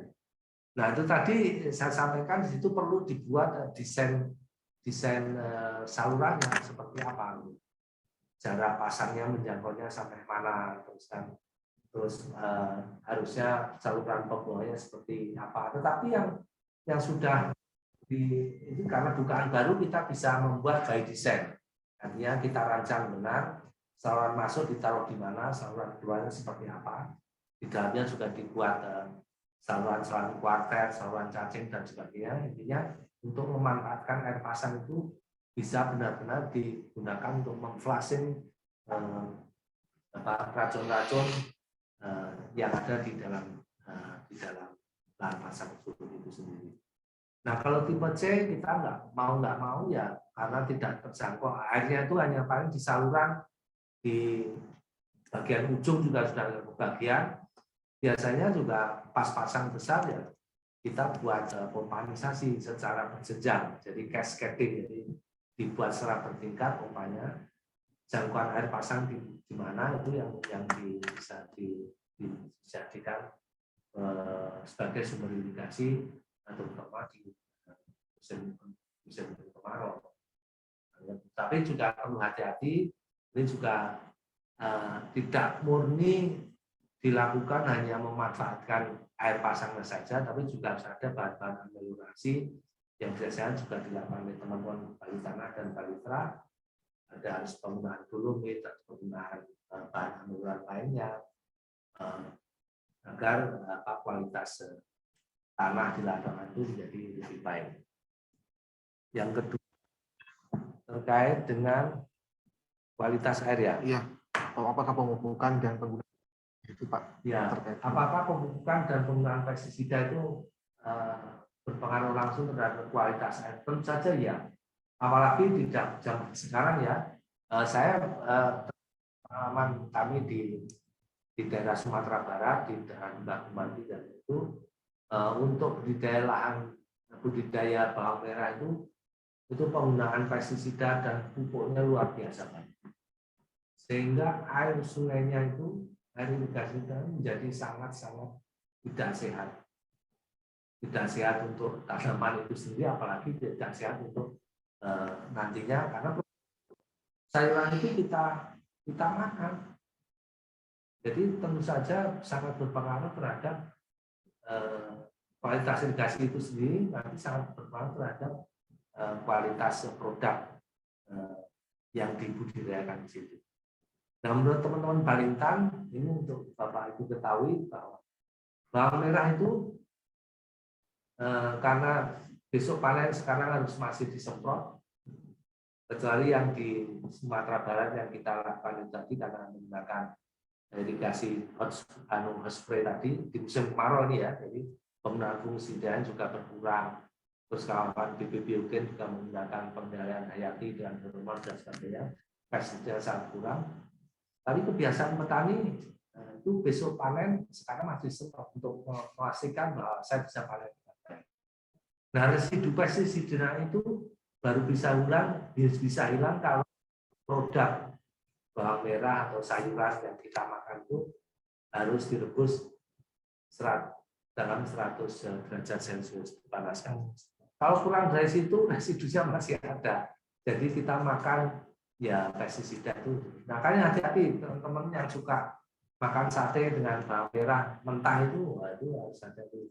Saya sendiri baru sadar. Jadi sekarang bawang merah itu karena sangat intensif penggunaan pupuk dan pestisidanya, itu kita harus hati-hati mengkonsumsinya. Jadi seperti di Lembah Gumanti yang di Sumatera Barat, Pak Gatot dan Bapak Ibu sekalian, itu agar bawang merahnya itu warnanya bisa merah padam, jadi merah baik banget, itu harus diperlakukan pupuknya berlebih, terutama kalium, sehingga warnanya bagus banget.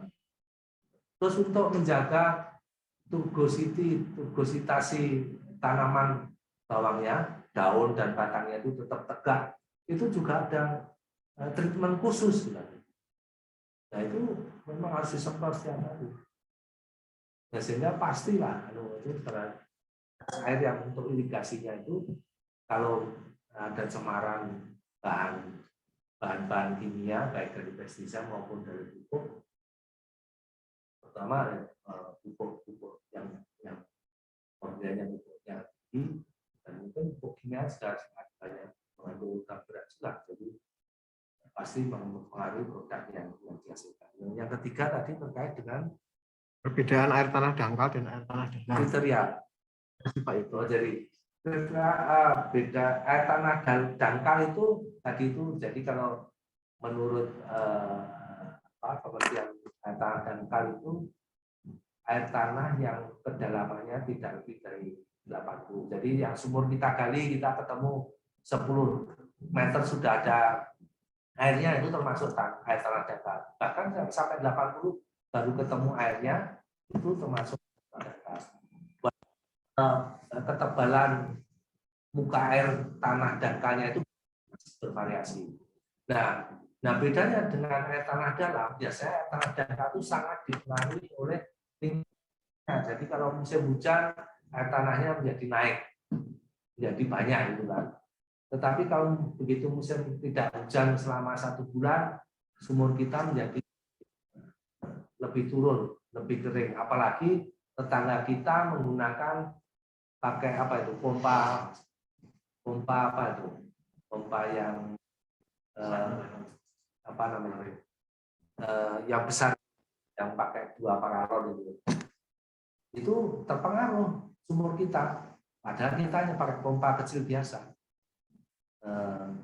Jadi air tanah dangkal, sumur tanah dangkal, air tanah dangkal itu sangat dipengaruhi oleh lingkungan sekitarnya. Musim kemarau pasti kurang, musim hujan lebih banyak. Kalau tetangga kita ngebor lebih dalam, pakai pompanya lebih besar, sumur kita terpengaruh. Nah, sumur air dalam itu kriterianya ada lebih dari 80 meter. Itu dan biasanya ketebalannya juga sangat bervariasi. Dan tadi saya sampaikan, air tanah dalam itu juga ada yang air tanah dalam bebas dan air dalam yang tertekan. Bebas itu juga masih dipengaruhi oleh lingkungan sekitarnya. Jadi kalau daerah hulu itu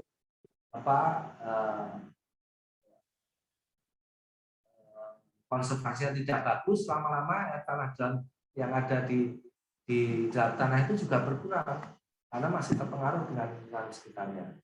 Itu air dalam bebas, yang tidak tertekan. Tapi kalau yang air tanah dalam yang tertekan, yang confined aquifer tadi, itu tidak terpengaruh karena memang potensinya sangat besar dan juga bisa berupa fosil-fosil air, dan itu cirinya kalau dibor dia nggak usah perlu dipompa, dia keluar sendiri.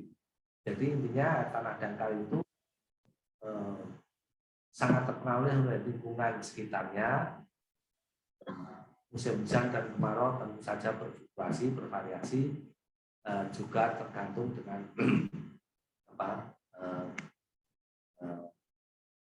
eksploitasi yang digunakan oleh masyarakat itu sendiri. Tanah dalam walaupun tidak terlalu dipengaruhi oleh musim hujan dan musim kemarau, tetapi kalau di daerah hulunya konservasi yang tidak bagus, sudah tidak ada pertanaman, itu juga sangat memungkinkan lama-lama juga habis, kecuali tanah dalam yang tertekan, tertekan. Udah Pak. Ada lagi? Ya, terima kasih Pak. Ini banyak Pak Mas. Ini saya nyambung langsung ke yang chat di platform Zoom ya Pak ya. Ya. Ini ada beberapa. Pak, untuk lahan tada hujan Pak, bagaimana pemilihan irigasinya seperti apa? Lahan tada hujan itu satu. Yang kedua, teknologi automatisasi untuk petani Pak, khususnya untuk penerapan teknologi automatisasi irigasi Pak untuk petani itu bagaimana? Itu kemudian yang selanjutnya adalah cara mendeteksi dini mengatasi pirit. Kemudian yang terakhir ini Pak, ini agak sedikit fundamental ini terkait dengan jadi penggunaan sistem AWD itu loh Pak. AWD itu kan apakah ada penelitian tentang sifat tanah, misalnya tekstur tanah, hubungannya dengan daya pegang tanah terhadap air yang berkaitan dengan kehilangan N. Kehilangan N. Iya, kan karena dia kan AWD, outlet weight and drying. Itu ada nggak kehilangan? Mungkin itu Pak yang ada di chat. Ya. Baik, terima kasih Bapak mengatakan pertanyaan.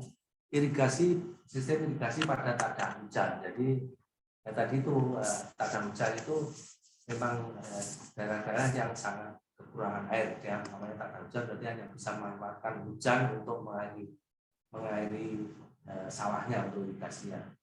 Di luar hujan itu, di luar musim hujan bagaimana memanfaatkannya? Nah, tadi itu juga kita harus pandai-pandai mengeksplorasi apakah di sekitar wilayah itu ada bentuk-bentuk saluran-saluran kecil yang bisa menampung air atau sungai-sungai kecil yang bisa menampung air. Kemarin pengalaman Madura itu kan pengalaman tada hujan juga. Itu menggabungkan antara ini di daerah Lampung juga itu untuk jagung. Itu menggabungkan antara saluran alami yang terbentuk yang bisa menampung air waktu musim hujan itu. Biasanya sungainya kecil, tapi kalau pas puncak kemarau juga nah itu manfaatkannya dari segi eksploitasi kita gabungkan. Jadi air yang ada di saluran itu bisa dihitung kedalamannya berapa, lebarnya berapa, alirannya berapa, kita hitung debitnya. Mampu untuk mengairi sawah seperti apa.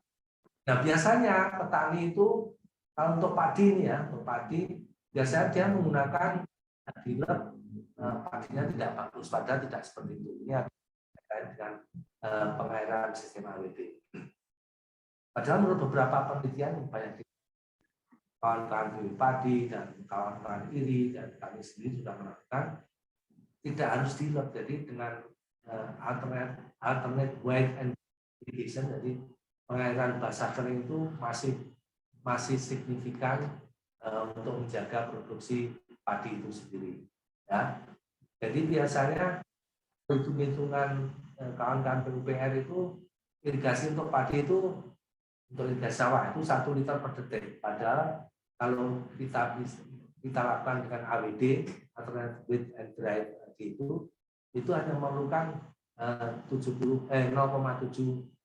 sampai 0,8 tergantung tanahnya, 0,7 atau 0,8 liter per detik.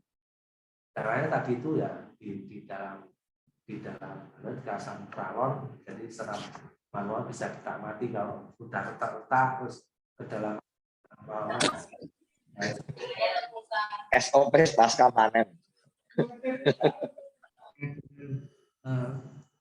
Teknik irigasinya ya tadi itu, jadi menggabungkan, mengeksploitasinya, menggabungkan air yang di dekat sawah Bapak atau sawah di masyarakat yang di tak ada hujan itu ada sungai kecil enggak? Kalau ada, nampungnya sampai mampu sampai kapan? Seperti apa? Gitu kan? Jumlahnya berapa? Terus kalau debitnya dikit ya tentu saja kalau tak ada hujan sawahnya di atas, sungainya di bawah ya mau nggak mau pakai pompa. Nah selain itu juga bisa biasanya kawan-kawan atau petani di daerah tak ada hujan itu mereka menggunakan sumur untuk mengairi lahan sawahnya. Di musim kemarau itu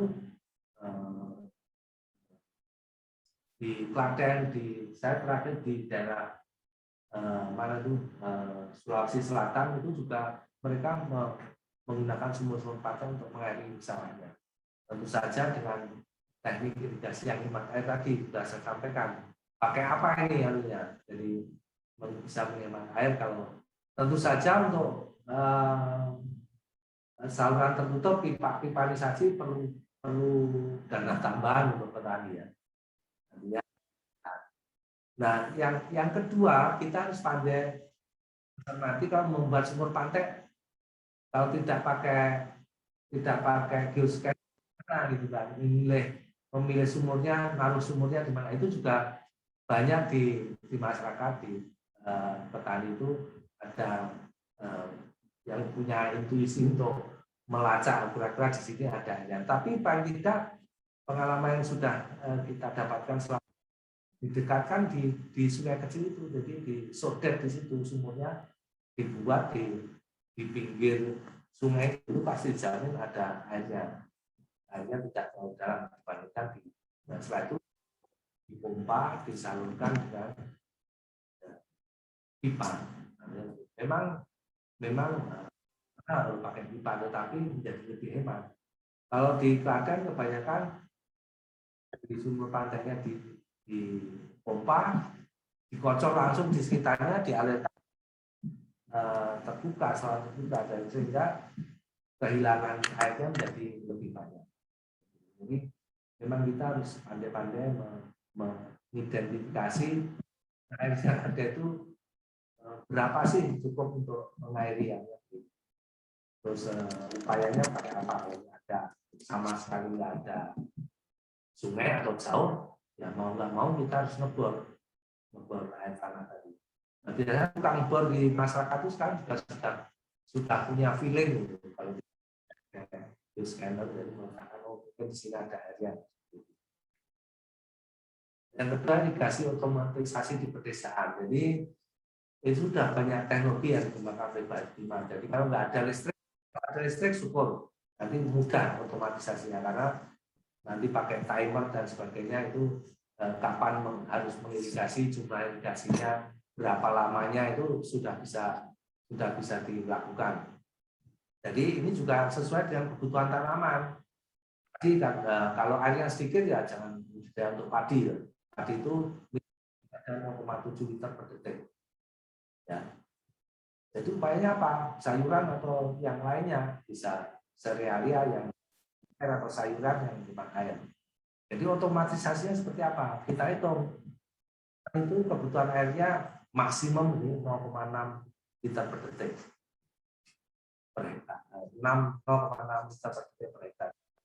Kita punya 1 hektar, kita harus ada airnya 0,6 liter per detik.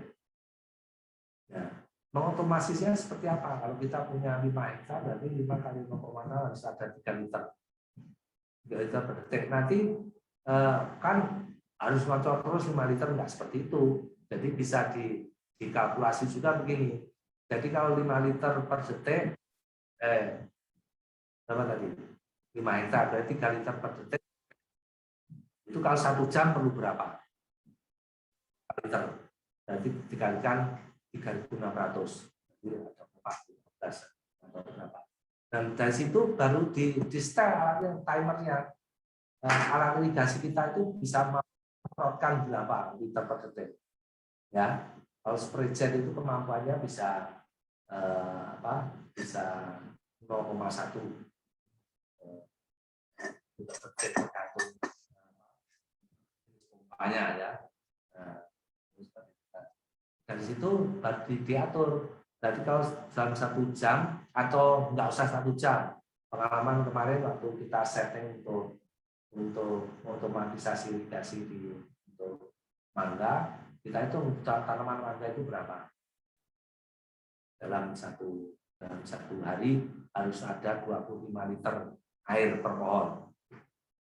Nah, 25 liter air per pohon itu kalau kita semprotkan dengan pompa kita 4 jam. Nanti otomatisasinya di situ dimainkan. Itu kalau ada listrik, kalau nggak ada listrik sekarang juga sudah banyak dikembangkan, teman-teman dari Bima itu mengembangkan dengan energi surya, tenaga matahari ya. Kita beli alatnya itu sama tekniknya untuk menghidupkan pompa. Kita setel, kita perlu kalau mangga 25 liter itu hanya perlu pengairan setiap pohonnya atau bareng-bareng itu dengan emitter itu perlu 30 menit setiap hari. Kalau mau nggak setiap hari, saya mau 2 hari sekali, harus 60 menit dinyalakan pompanya. Nah, itu tergantung tadi itu emitter itu biasanya kalau yang merah itu lebih besar. Jadi kemarin pengalaman untuk mangga dengan 25 liter per hari kebutuhan per pohon, kita bisa mengairinya cukup 30 menit setiap hari. Terus yang ketiga, pencegahan pirit, deteksi dini pirit ya. Jadi pirit itu kan besi yang teroksidasi. Nah biasanya di lapangan, kalau Bapak Ibu di lahan pasang surut, itu warna air di saluran merah atau rumput-rumputnya menjadi merah seperti layang berkarat itu tanda-tanda sudah ada. Kalau di dalam tanah, begitu dia air tanahnya itu tersingkap, itu warnanya juga berkarat merah itu berarti sudah ada indikasi itu.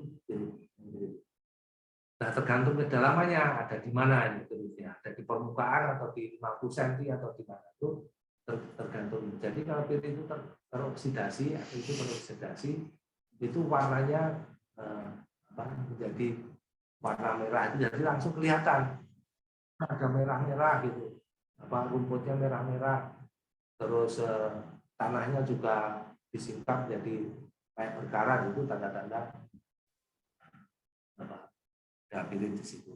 Terus apa tadi? Yang AWD itu Pak, kaitannya dengan tapi pencegahan. Oh, boleh ya, Pencegahan pirit tadi kalau dari yaitu memanfaatkan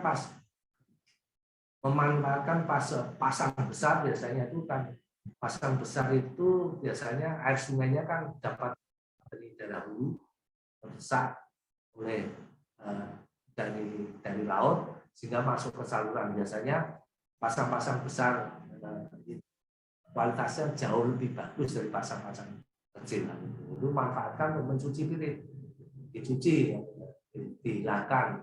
Atau pas musim hujan besar itu ya pandai-pandai petani itu membuka pintu untuk menguras air yang ada di lahan itu dengan hujan dan sebagainya. Lama-lama piritnya juga berkurang. Banyak lahan pasang surut yang berhasil di daerah Telang itu sekarang luar biasa. Jadi padi 7 ton per hektar itu sudah bukan hal yang mustahil. Pantura itu kan dulu juga daerah pasang surut, bukan jadi begitu saja, tapi kebetulan alhamdulillah di daerah Pantura Jawa Barat itu ada bendungan Jatiluhur di licingnya racun-racun piritnya dan sebagainya itu dari air irigasi itu. Tapi kalau tidak ada air irigasi ya itu tadi licingnya dengan air hujan atau dengan air pasang yang besar tapi dengan diupayakan satuan. Dan untuk tipe C dan D juga gitu. Biasanya ya ini sudah berkah dari Allah ya, Allah SWT ya. Banyak di petani di tipe C dan D itu air tanah dalamnya ternyata juga tidak payung, air fresh, bukan air payung sehingga bisa digunakan untuk mencuci tentu saja ya ini tidak serta-merta setahun 2 tahun hilang, ini perlu upaya yang sangat. Terus apa lagi ya? Yang AWD tadi Pak, kaitannya dengan kan dia itu kan apa namanya ya. Kalau dengan N. Kalau yang pernah kami teliti itu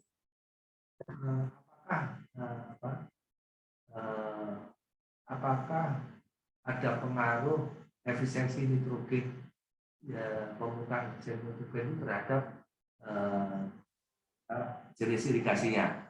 Tadi saya sampaikan di situ itu bahwa waktu itu kita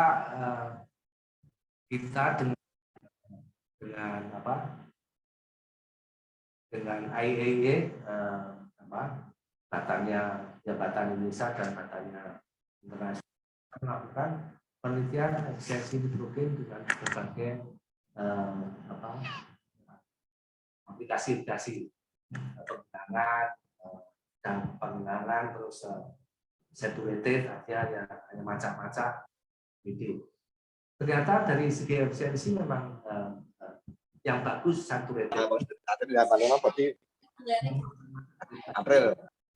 Jadi irigasi macam-macam itu efisiensi nitrogennya lebih tinggi daripada lading sama sekali, pengenangan maupun AWD. Bisa dijelaskan seperti ini karena nitrogen itu kan sangat labil ya. Jadi ketika banyak air mudah licin, tapi begitu dia airnya berkurang, dia denitrifikasinya juga besar. Jadi kalau efisiensi memang pengairan macak-macak jauh lebih bagus daripada pengenangan dan efisiensi nitrogen yang diserap oleh tanaman, hal seperti itu. Terus apa lagi? Ya, itu mungkin Pak, ini ada yang raise hand Pak. Ya.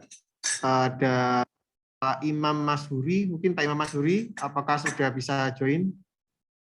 Halo Pak Imam Mashuri. Pak Imam Mashuri, raise hand atau kepencet itu? Oke, mungkin beralih ke yang lain ya Pak. Ini ada ini nih Pak, terkait dengan kalau airnya asin gimana Pak solusinya Pak? Kalau sumber airnya asin. Itu. Kemudian ada juga yang terkait kalau kemiringannya di atas 40 kemiringan. Jadi untuk lahan dengan kemiringan di atas 40 derajat, bagaimana teknik irigasi yang baik? Jadi tadi yang apa namanya, yang pertama kalau airnya asin, sama yang kedua kalau kemiringannya 40 derajat, solusinya bagaimana itu? Ya kalau air asin, tanaman itu kan perlu syarat kualitas air irigasi itu ada. Jadi kalau airnya asin tentu saja itu tidak baik untuk irigasi ya, karena pasti mati. Karena pH-nya tinggi, selain pH-nya tinggi, tapi juga kalau airnya asin itu kan dia malah menyerap air yang ada di jenjang tanaman. Walaupun ada sudah banyak dikembangkan, terutama oleh peneliti dan masyarakat di Bangladesh sana, yang mereka lahan sawahnya itu dipengaruhi oleh air asin, ya. Sehingga dia membuat varietas padi yang tahan air asin, tetapi ada batasnya juga. Saya lupa berapa mos per anu ya, pH-nya harus berapa.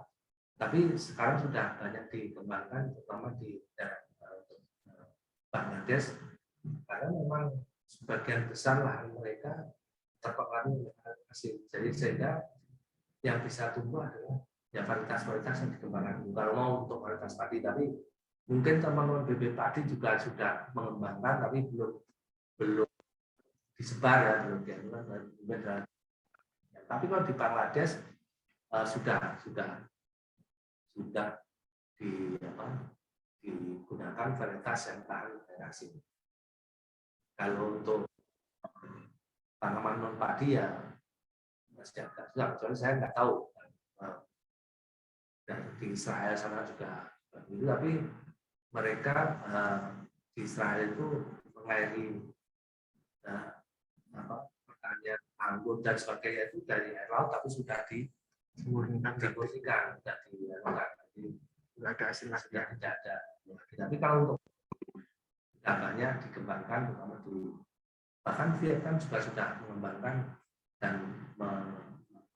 mengaplikasikan menanam padi varietas yang tahan. Yang kedua, kalau Kemiringan budidaya pada lahan yang di atas 40% sebenarnya dari segi konservasi sudah nggak bisa dilakukan ya, karena sudah menyalahi undang-undang lingkungan hidup nanti. Tapi masih banyak masyarakat yang karena lahan datanya sudah nggak ada, sehingga lahan yang belereng sampai lebih itu masih digunakan untuk budidaya sayuran. Seperti yang tadi yang di sosialisasi dan partisipasi masyarakat daerah lereng Merapi itu, mereka menanam di lahan yang lerengnya lebih dari 40%. Ya, upayanya harus dikonservasi, yakni dengan membuat bulutan-bulutan yang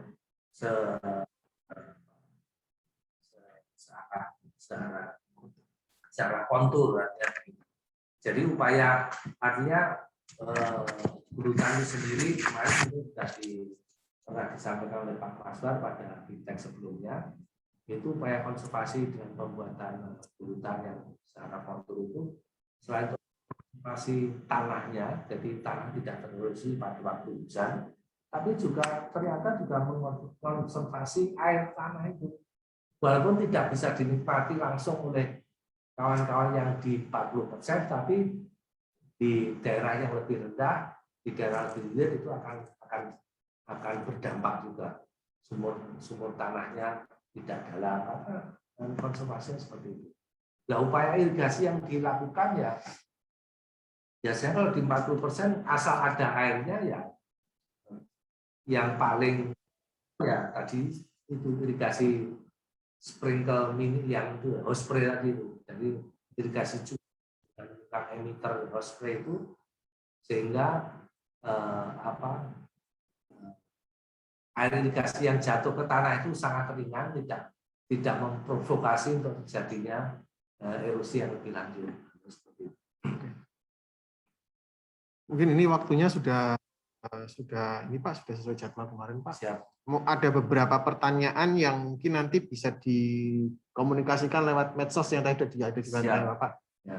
Jadi mungkin Bapak Ibu ada beberapa pertanyaan yang belum bisa diakomodir karena ini terkait dengan waktu, jadwal yang diberikan oleh panitia sudah melebihi dari yang sudah dijadwalkan oleh panitia. Jadi ada beberapa pertanyaan nanti sudah kita list. Mungkin nanti Bapak Ibu yang tadi belum yang belum terjawab pertanyaannya bisa mengakses di media sosial kami di Balitklimat. Tinggal di-set aja, baik itu Instagram, Twitter, maupun Facebook. Silahkan direct message ke kami, nanti kami tanggapi pertanyaan Bapak Ibu. Kalau sekarang kita sudah mendapatkan pertanyaan Bapak Ibu, tapi kita tidak tahu alamat Bapak Ibu untuk kami menjawab hal tersebut. Jadi nanti silakan Bapak Ibu menghubungi kami lewat media sosial. Nanti kita jawab secara japri ya melalui direct message. Bahan presentasi mungkin bisa di-share juga. Bahan presentasi sudah di-share Pak. Sudah di-share di linknya BSDLP yang sudah dibikin. Mungkin itu Mbak Siva selaku MC kami serahkan kembali ke Terima kasih. Assalamualaikum warahmatullahi wabarakatuh.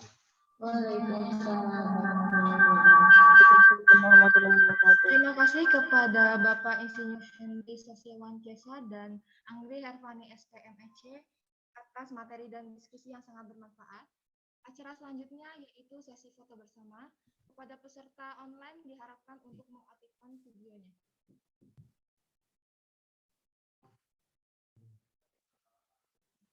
Ya, slide 1.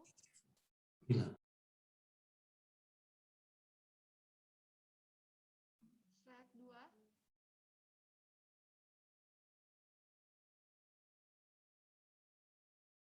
3, slide 4,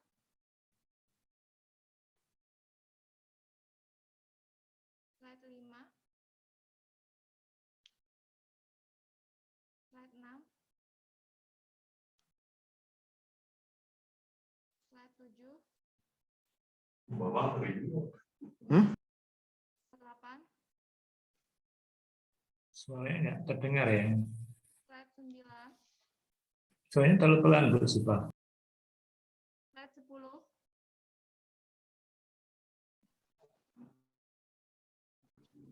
Terima kasih atas kerjasamanya. Sebelum menutup acara, tidak lupa kami informasikan bahwa BIMTEK hari ini merupakan seri ke-9 dari rangkaian BIMTEK online yang diselenggarakan oleh Balai Besar Litbang Sumber Daya Lahan Pertanian. Untuk BIMTEK selanjutnya akan dilaksanakan pada tanggal 20 Oktober 2021. Bapak dan Ibu, telah sampailah di penghujung acara. Marilah kita panjatkan puji syukur atas kelancaran yang telah diberikan dan marilah kita tutup acara ini dengan membaca kalimatul hamdalah. Alhamdulillahirabbil alamin. Atas partisipasi Bapak Ibu semua dan kami mohon maaf atas segala kekurangan. Terima kasih Bapak Ibu panitia. Terima kasih. Terima kasih semuanya. Terima kasih untuk semuanya. Untuk Bapak Hendri Sosiawan dan Pak Anggri Hervani, terima kasih banyak Pak telah menjadi narasumber dan moderator. Kemudian terima kasih juga untuk Bapak Ibu semua. Mudah-mudahan minggu depan bisa bergabung lagi Pak dengan kami di BIMTEK berikutnya. Terima kasih. Kasih. Sama-sama. Salam sehat. Salam sehat, Bu. Ya. Terima kasih Bu Sipa. Terima kasih izin Bu. Anu nih.